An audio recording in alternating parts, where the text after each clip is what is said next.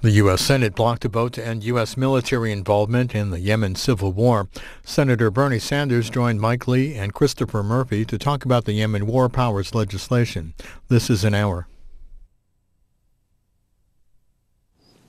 Mr. President, pursuant to Section 1013 of the Department of State Authorization Act, fiscal years 1984 and 1985, and in accordance with the provisions of Section 601B of the International Security Assistance and Arms Export Control Act of 1976, I make a motion to discharge Senate Joint Resolution 54 from the Committee on Foreign Relations.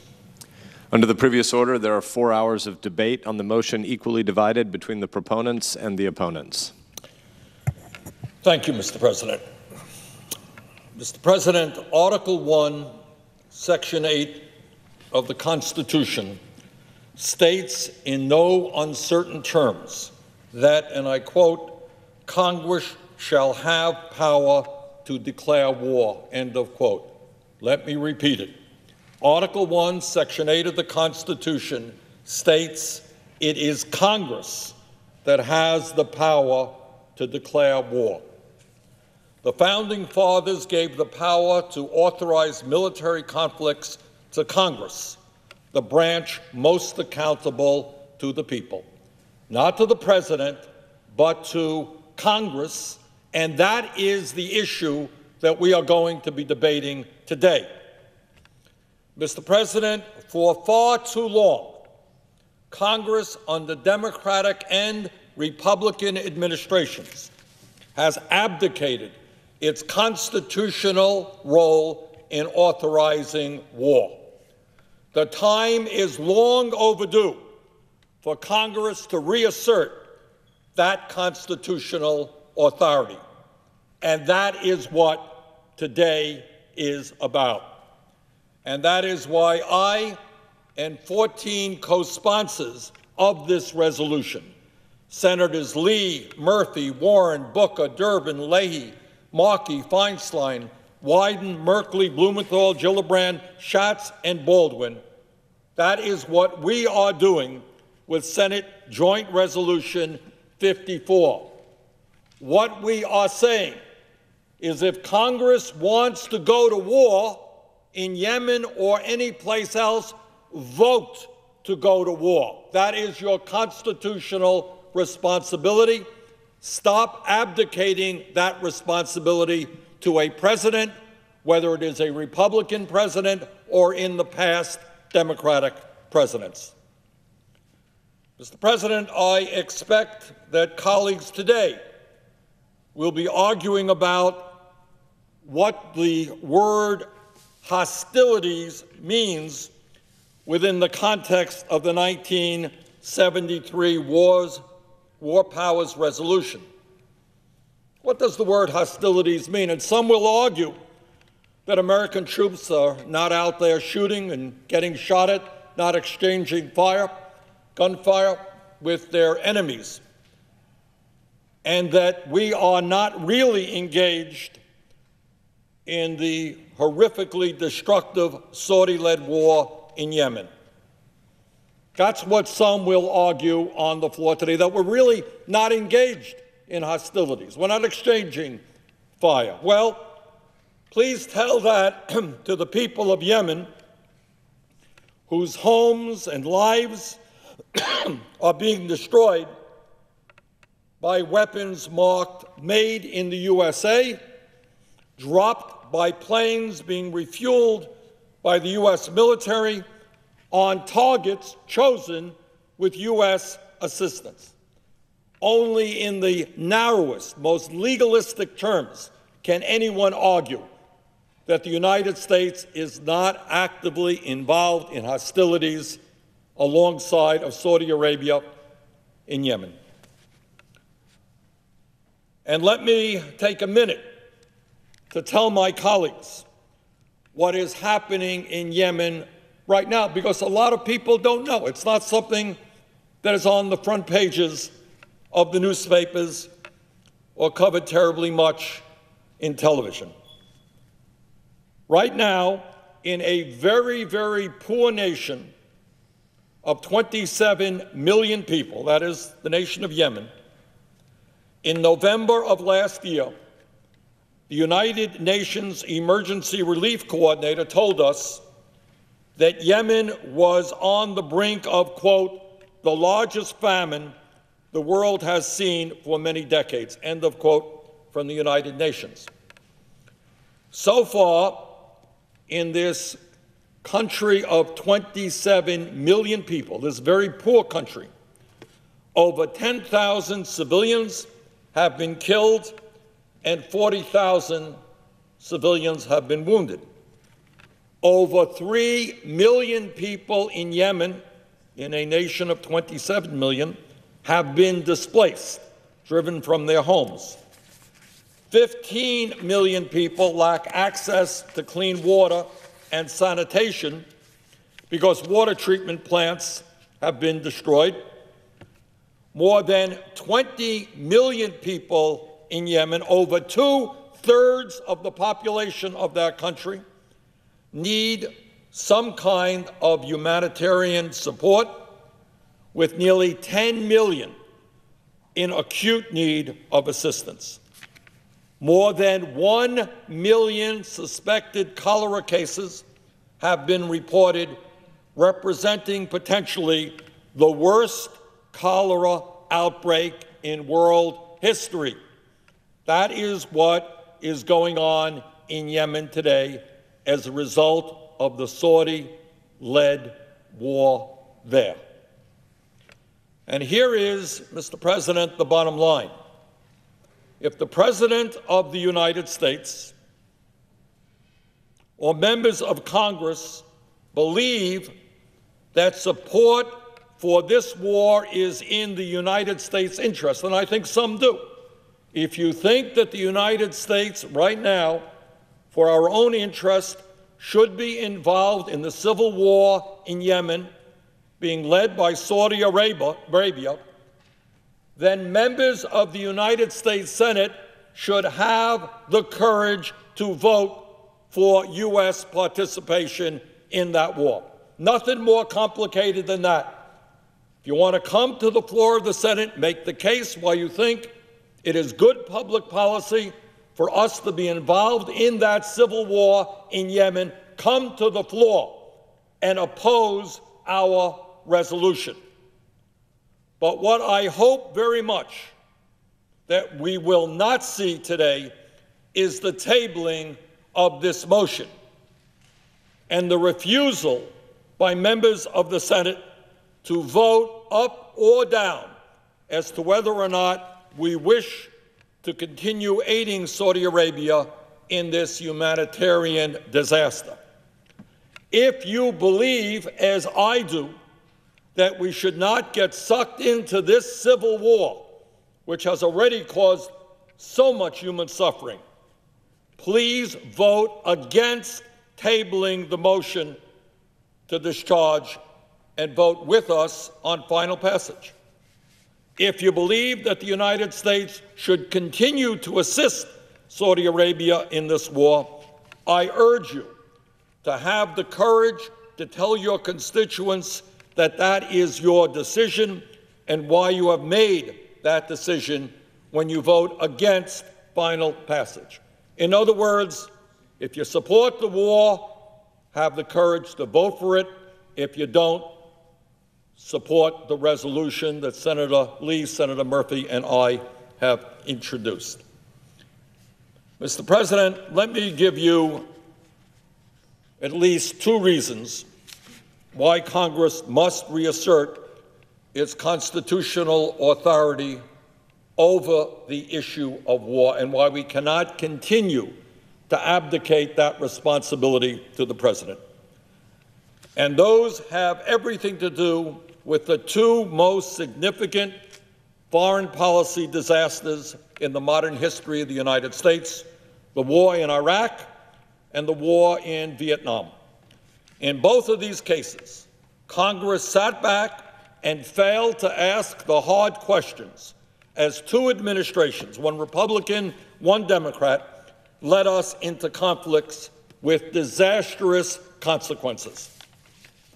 Interestingly, Today is an historically significant day for us to debate this resolution. 15 years ago today, on March 20th, 2003, the war in Iraq began and the bombs started falling in Baghdad. 15 years ago today. I was one of those who opposed the Iraq war in the beginning.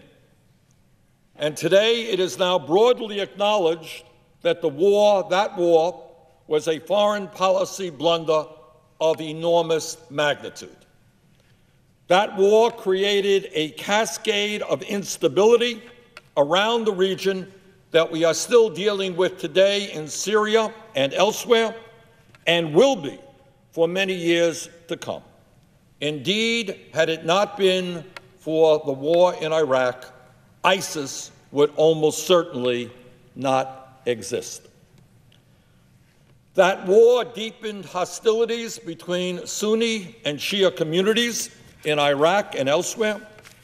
It exacerbated a regional conflict for power between Saudi Arabia and Iran and their proxies in places like Syria, Lebanon, and Yemen, and it undermined American diplomatic efforts to resolve the Israeli-Palestinian conflict.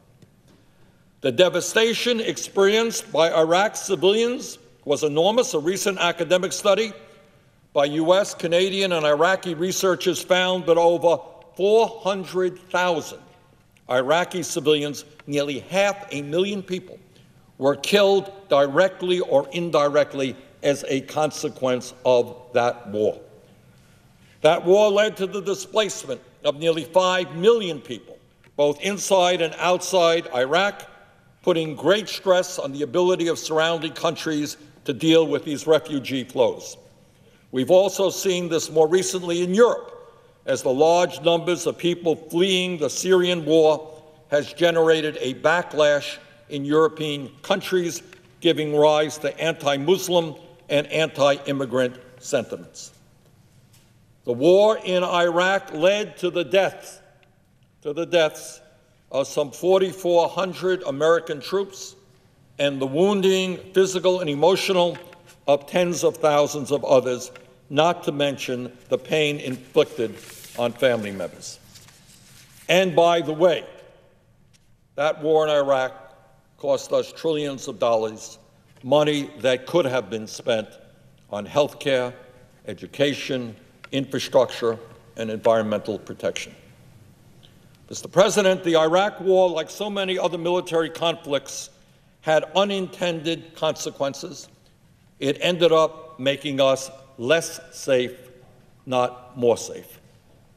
Mr. President, it must be said that the Bush administration and the President lied when he told the American people, quote, Saddam Hussein's regime is seeking a nuclear bomb, and with fissile material could build one within a year, end of quote.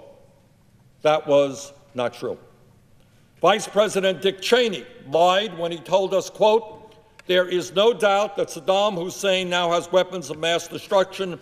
There is no doubt he is amassing them to use against our friends, against our allies, and against us, end of quote. Dick Cheney, not true. No one disagrees that Saddam Hussein was a brutal, murderous dictator, but it is now known that he had nothing to do with 9/11, but the Bush administration lied to the American people. Iraq had no weapons of mass destruction. It was not connected to 9/11. The American people were misled by the Bush administration into believing that the Iraq war was necessary to prevent another 9/11.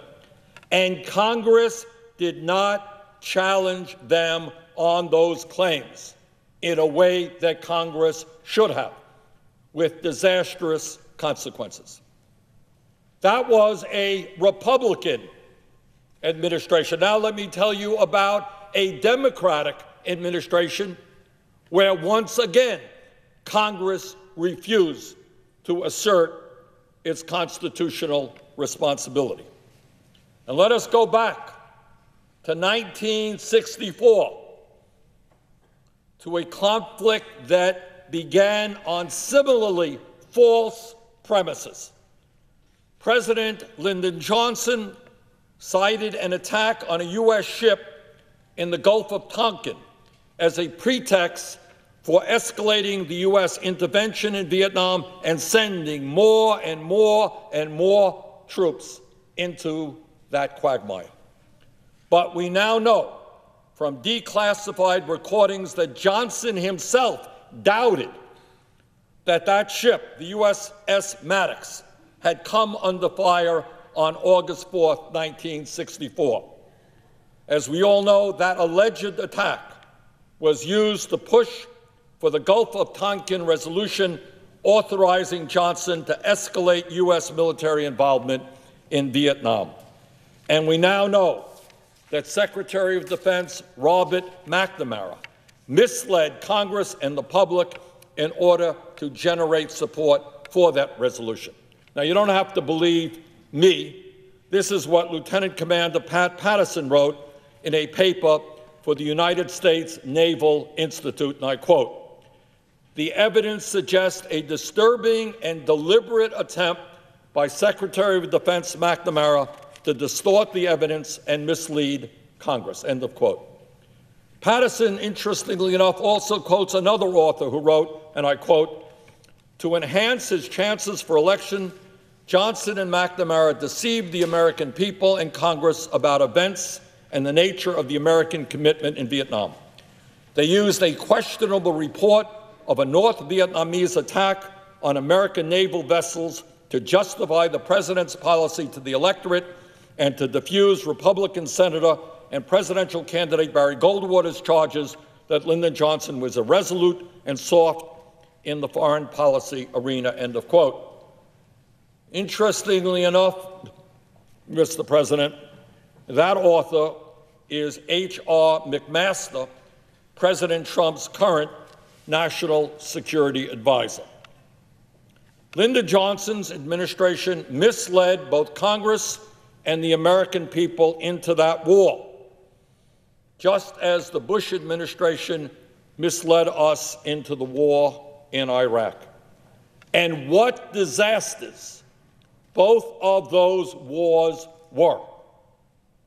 The war in Vietnam nearly destroyed an entire generation of young people. Almost 60,000 died in that war, and God knows how many came back wounded in body and in spirit, almost destroyed an entire generation. And yet Congress abdicated its responsibility in Vietnam as it did in Iraq. Mr. President, the truth about Yemen is that U.S. forces have been actively engaged in support of the Saudi coalition in this war, providing intelligence and aerial refueling of planes whose bombs have killed thousands of people and made this humanitarian crisis far worse. U.S. involvement in the Yemen war has also proven counterproductive to the effort against al-Qaeda's affiliates. The State Department's country reports on terrorism for 2016 found that the conflict between Saudi-led forces and the Houthi insurgents has helped al-Qaeda and ISIS's Yemen branch to, quote, deepen their inroads across much of the country, end of quote. In other words, as we see again, when there is chaos, when there is mass confusion, ISIS and their allies are able to jump in.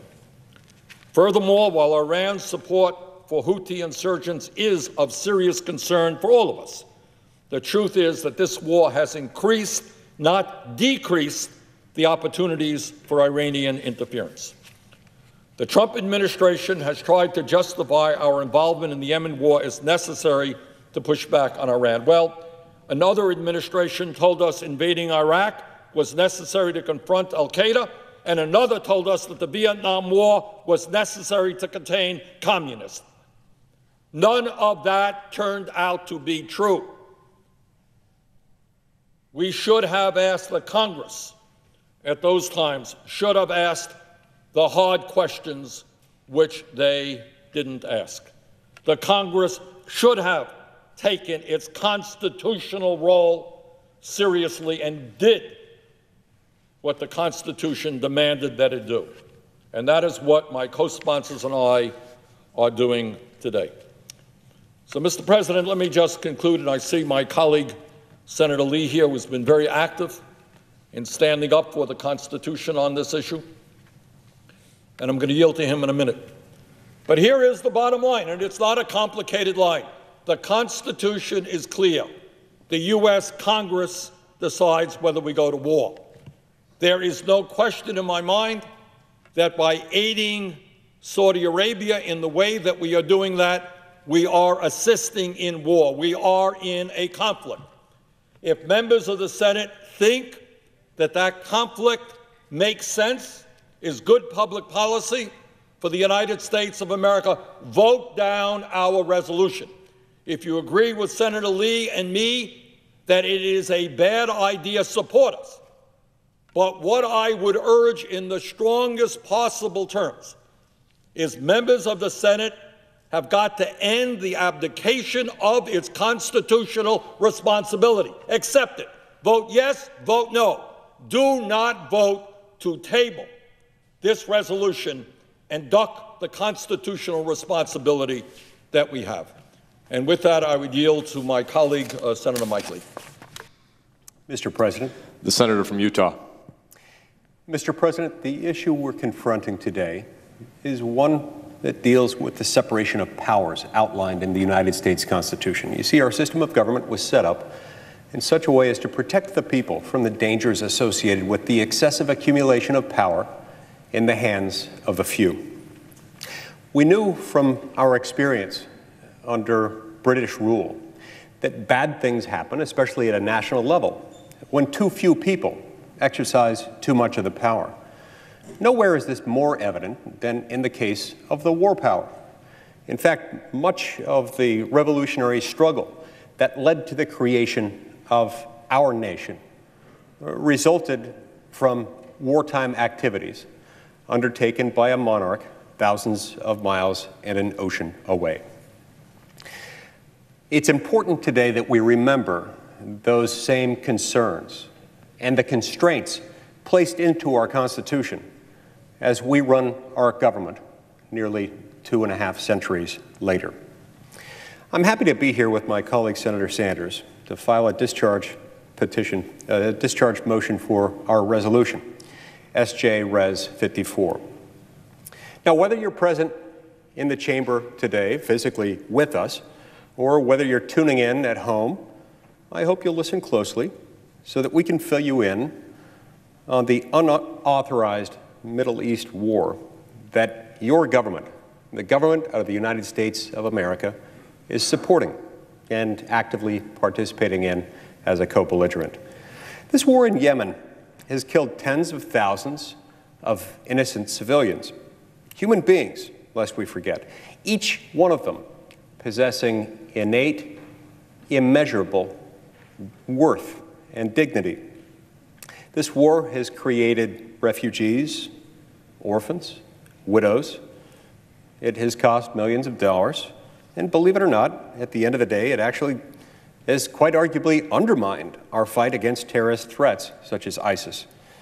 I'll expand on these unfortunate facts in a moment, but for now, let's just focus on one thing.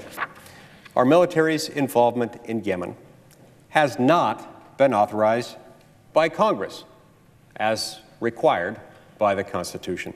Article 1, Section 8 of the Constitution states that Congress shall have the power to declare war. Congress, not the President, someone else within the executive branch of government, but Congress.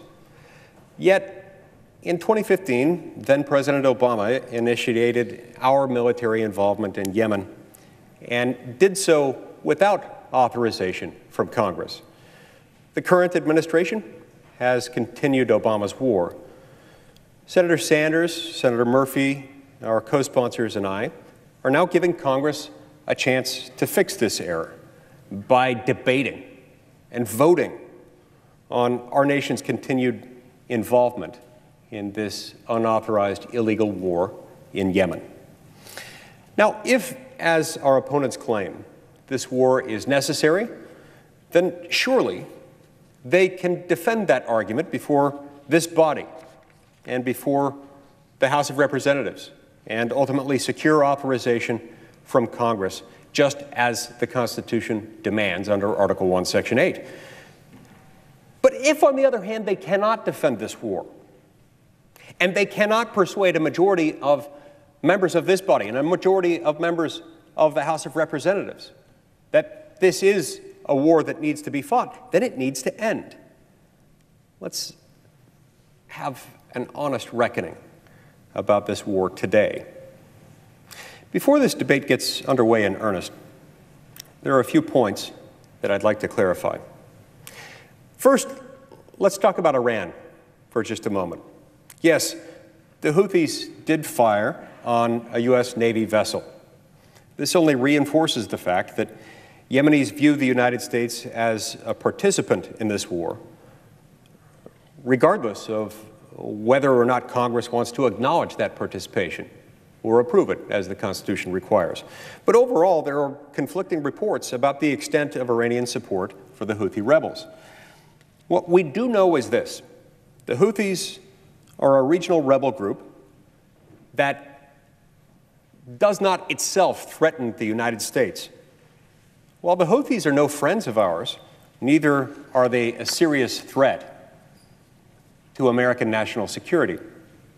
The longer we fight against them, the more reason we give them to hate America and embrace the opportunists who are our true enemy in the region, Iran. And the more we prolong activities that destabilize the region, the longer we harm our own interests in terms of trade and broader regional security. The bottom line, Mr. President, is this: we're spending a great deal of time and treasure to defeat a regional rebel group with no desire to attack the homeland and unclear ties to Iran. Iran's influence is much clearer in other parts of the Middle East with other groups. For example, with the murderous terrorist group Hezbollah.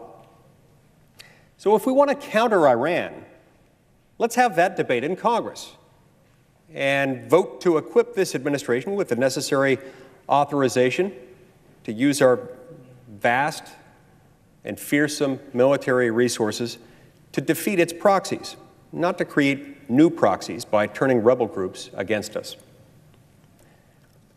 Let's talk about ISIS for a moment. Our resolution would not impede the military's ability to fight terror groups like ISIS inside Yemen. The resolution itself requires the removal of U.S. forces from hostilities in Yemen, except, and I quote, United States Armed Forces engaged in operations directed at al-Qaeda or associated forces, close quote. That is a direct quote from the text of the resolution itself. It should put to rest this notion that this would somehow jeopardize our ability to fight terrorists. The Pentagon and the executive branch have long insisted that it has adequate authority under the authorization for the use of military force enacted in 2001. Adequate authority under the 2001 AUMF to fight against ISIS. So if they, at the Pentagon and elsewhere in the executive branch, or if any of my colleagues now claim that this resolution specifically needs to exempt operations against ISIS, then what are we to make of their previous confidence in the 2001 AUMF? Have they suddenly lost faith in that document overnight? Or are they merely using this argument as a pretense to oppose our resolution? I personally believe that the 2001 AUMF has been stretched too far. Our resolution, however, is completely agnostic on this point. It's entirely agnostic about whether counter-terror operations against al-Qaeda and ISIS can proceed in the wake of the resolution. Our resolution is specific, and our resolution relates specifically to the Houthis. nothing in this bill may be interpreted as an AUMF. Lastly, with regard to Saudi Arabia and the ongoing visit of Crown Prince Mohammed bin Salman in Washington, D.C. at the moment, I've been deeply concerned about our illegal war in Yemen since its inception and have taken steps to end our involvement in that war. I presented questions to our combatant commanders on the topic, just as I have for other unauthorized operations in the past. I had hoped the new administration might take prompt action to end our unauthorized activities in Yemen. Sadly, that has not occurred. So last fall, after countless missed opportunities and some broken assurances, my colleagues and I decided it was time to take matters into our own hands.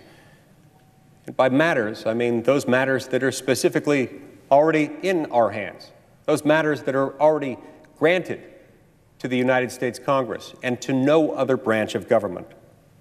There may be some short-term impact on the U.S.-Saudi relationship, but overall, the Crown Prince should understand that this protracted and clearly non-conclusive war only hurts his government's stability and legitimacy.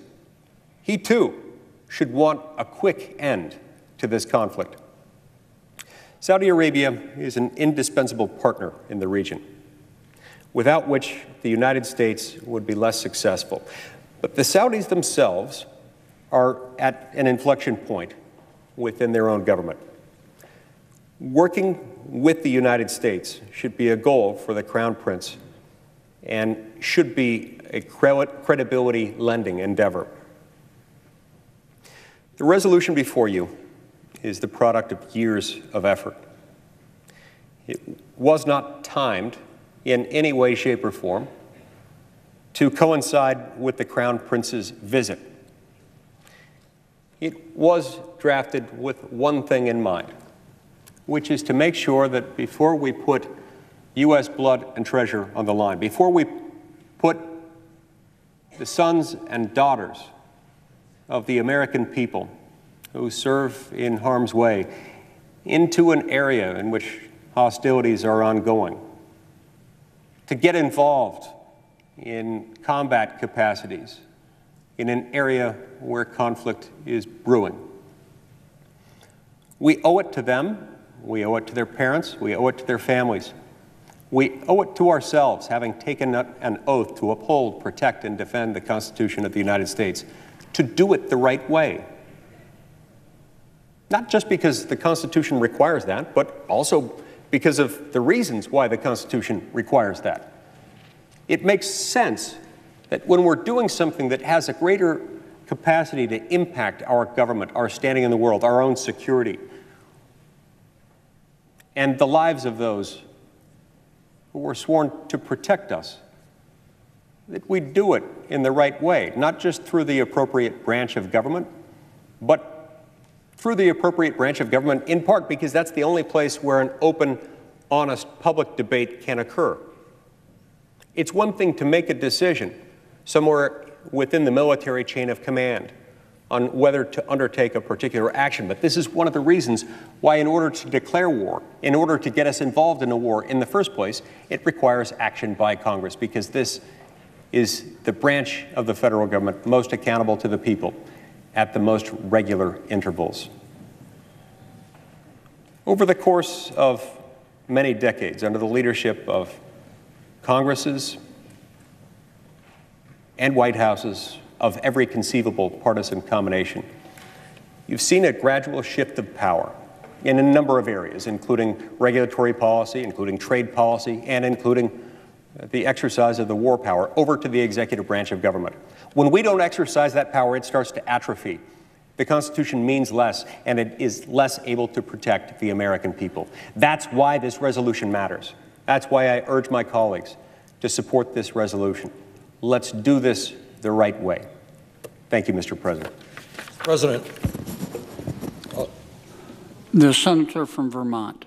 Could I ask my colleague from Utah a very simple question and ask him whether he agrees with me or not? But it seems to me, Senator Lee, that we are talking about two separate issues here. Without objection. It seems to me we are talking about two separate issues, one of which is really a no-brainer. And the no-brainer is that the Constitution is very clear that it is the United States Congress, not the President, who determines whether or not we go to war, and that we are currently in an unauthorized war in Yemen. And that the first vote, if there is an attempt to table this, would be absolutely unacceptable, because we would be abdicating our decision-making. And then the second vote is the vote on whether we think it is a good idea to be in Yemen alongside Saudi Arabia. Would you agree with me that at least on the motion to table, every member of the Senate should allow us to go forward to vote against tabling, so that people in the Senate accept their constitutional responsibility to vote yes or no on the war in Yemen?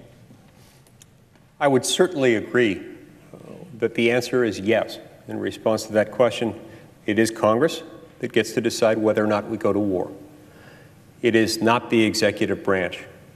And for that very same reason, when we have brought up this resolution, calling the question on whether or not we have authorized that war and whether or not we should continue in the absence of an authorization for that war, if we are asked to table that, that very request amounts to a request for abdication of our constitutional responsibility. A favorite song of mine called Free Will by the band Rush came out several decades ago. It says, if you choose not to decide, you still have made a choice.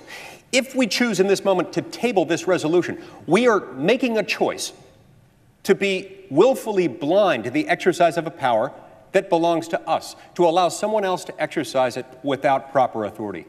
That is wrong. That cannot happen, not on our watch. Well, let me just concur strongly with what Senator Lee just said. There may be disagreements about the wisdom of being allied with Saudi Arabia on the war in Yemen. There'll be honest disagreements about that. But there cannot be, and there must not be, an abdication of constitutional responsibility in terms of making that decision. If you think that U.S. participation in the war in Yemen is a good idea, you can vote against our resolution. If you agree with us that it is a bad idea, support our resolution.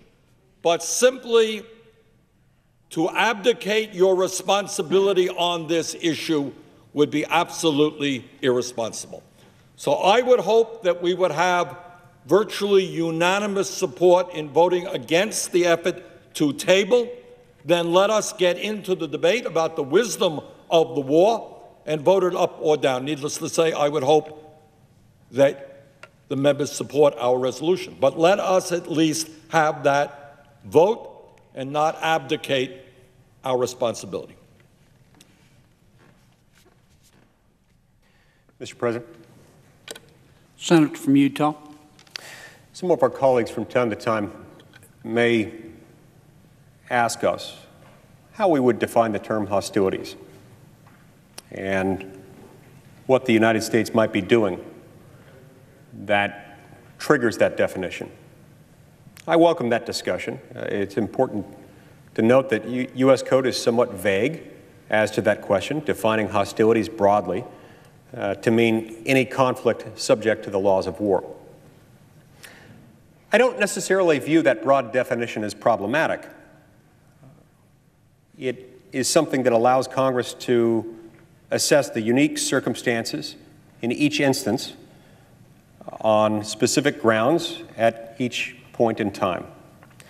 Our involvement in war and in conflict has greatly changed over the years, and it'll continue to change as the nature of international relations changes, as the technology that we use in war changes and develops. It doesn't mean that we're not involved in hostilities. I welcome further discussion on this matter. So let's look at the facts of our involvement in Yemen today. Since 2015, U.S. forces have aided the Saudi coalition with mid-air refueling and target selection assistance. Or as Defense Secretary Jim Mattis said in December 2017, our military is helping the Saudis, quote, make certain they hit the right thing, close quote. So in other words, we're helping a foreign power bomb its adversaries in multiple ways. If that doesn't include and amount to and itself constitute hostilities, then such words have lost their meaning. Now, there are those within the executive branch of government who would define the term hostilities so narrowly that it would apply only when our armed service personnel are on the ground firing upon or being fired upon by an enemy force. It's understandable in some respects that they'd want to define it this way, because if they define it that way, that puts the executive in power. It's one of the reasons why we have to remember that there is a natural tension built into our constitutional structure to make sure that not all power is concentrated in any one branch of government. It's one of the reasons why, as Alexander Hamilton pointed out in Federalist number 69, the war power would not be exercised by the executive in our system of government. In this instance, as in many others, the executive in our system of government would differ from the monarch under the old system, the one that was based in London. You see, the king had the power to take Great Britain to war. The king didn't have to seek a declaration of war from Parliament. The king could act in and of himself to decide when to take us to war. It's one of the reasons why it matters here. But when we see the definition of hostilities narrowed to the point that it very often will not exist, given the way we engage in hostilities today, given modern technologies that frequently allow us to engage in acts that anyone would have to acknowledge amount to combat, amount to conflict, amount to hostilities, they can still explain it away as something that the executive can do independently of Congress.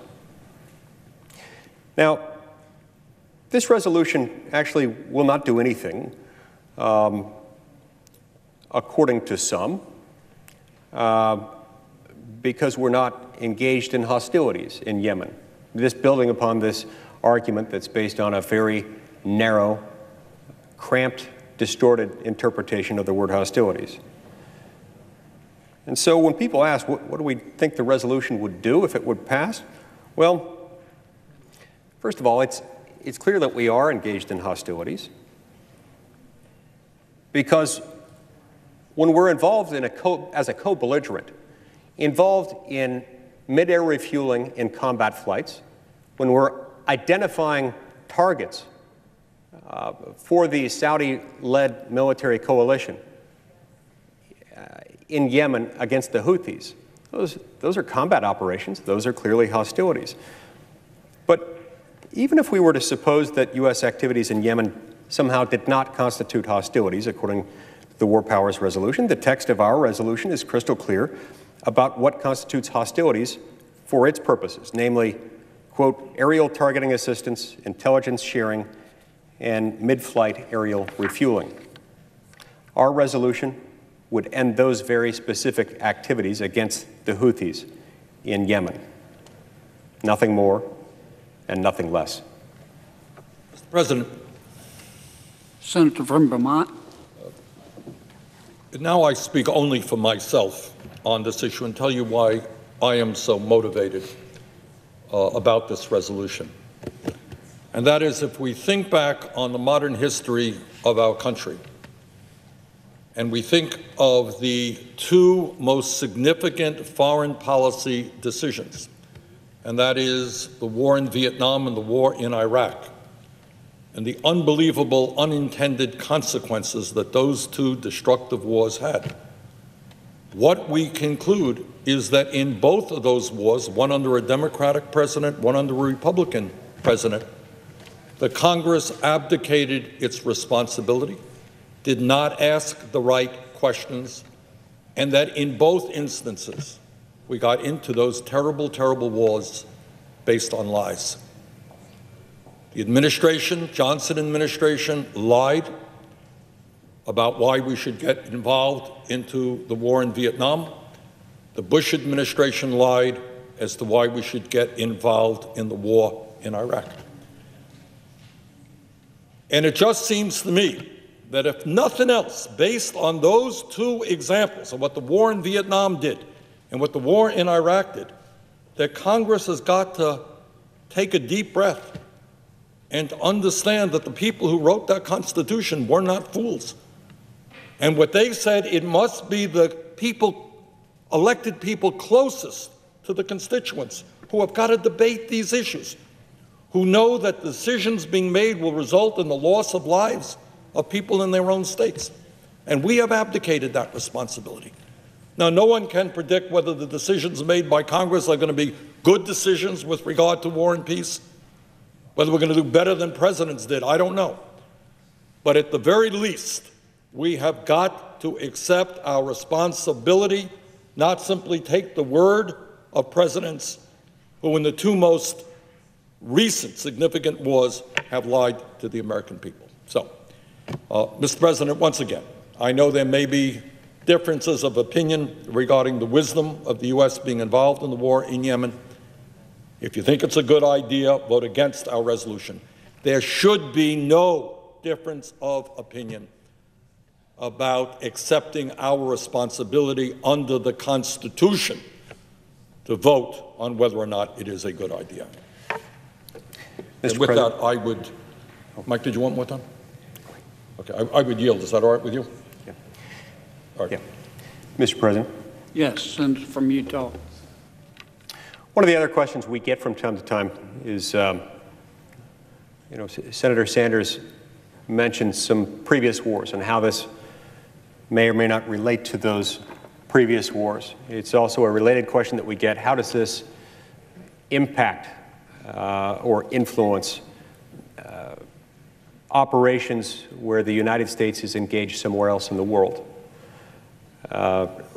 Would the passage of this resolution mean that every other type of operation anywhere else in the world would have to stop too? And what about our global counterterrorism activities? We sometimes get those questions. The main reason we drafted this resolution was to bring our activities in Yemen into line with our laws as expressed in the Constitution.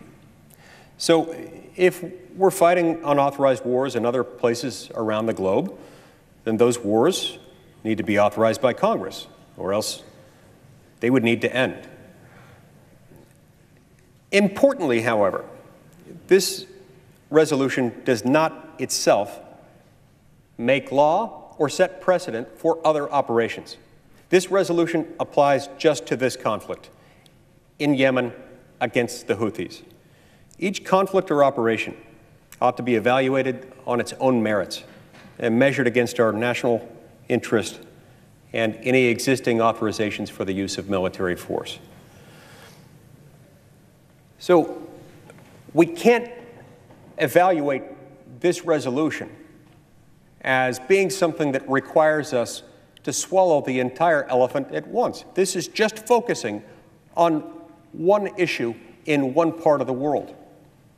And we need not take any kind of a sky-is-falling approach that will say this will immediately jeopardize everything else we're doing anywhere and every other, in any and every other part of the world. Now, global counterterror operations under Title 10 or Title 50 involve U.S. action, but arise in different ways. And any other activity that we undertake or authority that we cite in introducing our armed service personnel into hostilities cannot serve as a substitute for congressional action as contemplated by the Constitution. The power to declare war belongs to Congress and not to the executive. Just because government breaks the rules often and sometimes with impunity does not mean it has the right to break the rules, nor does it mean certainly that we shouldn't call out rule breaking where we see it going on. But that's a debate for another day. The resolution before us today is specific to our activities against the Houthis in Yemen. It does not authorize or deauthorize military force in any other part of the globe against any other foe. In fact, the resolution specifies that it does not interfere with existing operations against al-Qaeda and its affiliates. Our resolution is narrowly tailored to end our efforts to assist forces fighting against the Houthis. It is deliberately narrowed to address a black and white situation clearly not covered by any existing authorization for the use of military force. Counter-terror operations supported by the 2001 AUMF and other legitimate authorizations will not be affected by this resolution. Mr. President, I'd like to yield the floor to Senator Murphy. Mr. President. Senator from Connecticut. Thank you, Mr. President. I'm grateful to be able to join for a few moments with the co-sponsors of this resolution, Senator Lee and Senator Sanders. Important to pick up on what Senator Lee was just putting down, the notion that this is a limited resolution that speaks to our participation in an unauthorized, illegal partnership with the Saudis to bomb the country of Yemen. It does not affect our partnership with Saudi Arabia and others in the Gulf region to continue to confront terror, to continue to confront al-Qaeda, a specific carve-out in this legislation allowing for 2001 AUMF authorized activities to go forward. But it is also important to note that if you care about that priority, taking on al-Qaeda, taking on ISIS in the region, then you should support debating our resolution, because all of the evidence suggests that the continuation of this civil war inside Yemen is making AQAP, the arm of al-Qaeda that has the clearest intentions to attack the homeland, and ISIS, both more powerful. AQAP controls much more territory inside Yemen than they did at the beginning of this civil war. And if you take the time to meet with Yemeni Americans, they will tell you that inside Yemen, this bombing campaign is not perceived as a Saudi bombing campaign. It is perceived as a United States Saudi bombing campaign. What we are doing is radicalizing the Yemeni people against the United States. Add to this new information that suggests some of our partners in the coalition, though not directly working with al-Qaeda, are starting to arm some very unsavory Salafist militias inside Yemen that are filled with the type of people, the type of extremist individuals that could easily take the training they've received from the coalitions, the weapons they've received the coalition against the United States. So if you care about the mission against terrorism, then you should support debating our resolution. But just to recap the reasons why we are here today, we need to have a debate on the lack of authorization for military force, because it's time for Congress to step up and do our constitutional duty. The administration told us that in their letter to us that we do not have the authority as the United States Congress to weigh in on military activity waged by the administration unless there are two armies firing at each other on the ground in an area of conflict. That is the administration's definition of hostilities. And admittedly, that is a definition that's been used by Democrats and Republicans. This is not exclusive to the Trump administration. The problem with that is that it would allow for the United States, through executive decision only, to wage an air campaign against a country that wipes it out without any say from the United States Congress. Clearly, what is happening in Yemen today meets the definition of hostilities. We have shown pictures on this floor before of entire cities that have been wiped out. 10,000 plus civilians have been killed, the largest outbreak of cholera in the history of the world in terms of what we have recorded. That is hostilities, and the United States is clearly engaging in those hostilities because we are helping with targeting, refueling the planes, supplying the munitions. So if we cede to unlimited executive authority with respect to this engagement, there is no end to that. Lastly, let me just speak to what's happening on the ground. There's zero evidence that U.S. participation in this coalition has made things better.